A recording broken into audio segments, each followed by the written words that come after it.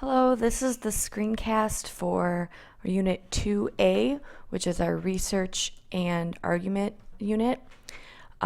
This is the curriculum document. Along the left-hand side are the standards that are going to be assessed summatively through the Room for Debate research paper. The only exception are the Reading for Information Standards 1, 5, and 6.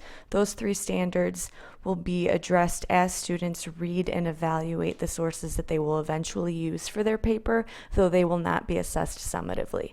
The transfer goals are those that students should be able to meet on their own outside of this unit after having completed it, and they all focus specifically on the development of argument. Moving on to the essential questions for this unit, they are: how do we allow the opinions of others to shape our views as they relate to race, religion, economics, family, gender, and education?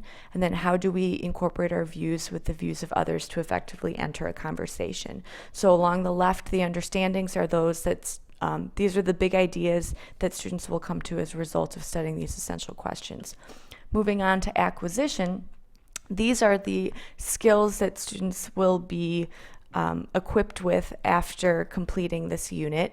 Students will be skilled at identifying, integrating, and documenting sources that are considerate of multiple perspectives to create a coherent and logical argument. They will be skilled at integrating they say, I say techniques and templates into their writing, and they will be skilled at writing and speaking with the command of the conventions of standard English. Along the left-hand side are those things that students will know or will need to know in order to be skilled at these different skills. The evidence stage are those performance tasks that students will be completing through this unit. First, they will be completing a graph template to plan for their argumentative essay. This is a formative assessment. They may participate in a JT Learn discussion forum to practice those they say, I say skills. And then the summative assignment for this unit is composing the Room for Debate argumentative essay. Now, it should be noted that if teachers have another website that they would prefer to use other than Room for Debate, that's allowable. Other evidence, these are other things that you can do with your students to help prepare them for that final essay. And then stage 3, this is the scope, the recommended scope and sequence. So this unit is 4 to 5 weeks total.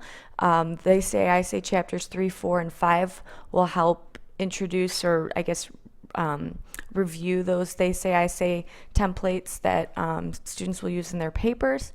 You'll have to discuss evaluating authors and source credibility.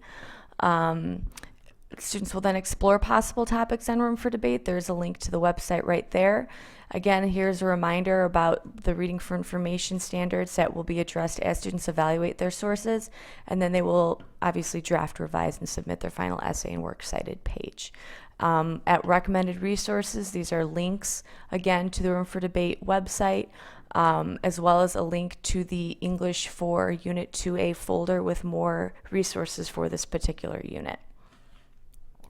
Now, the assignment sheet itself hasn't changed much from last year. It's still a 750 to 1,000 word essay.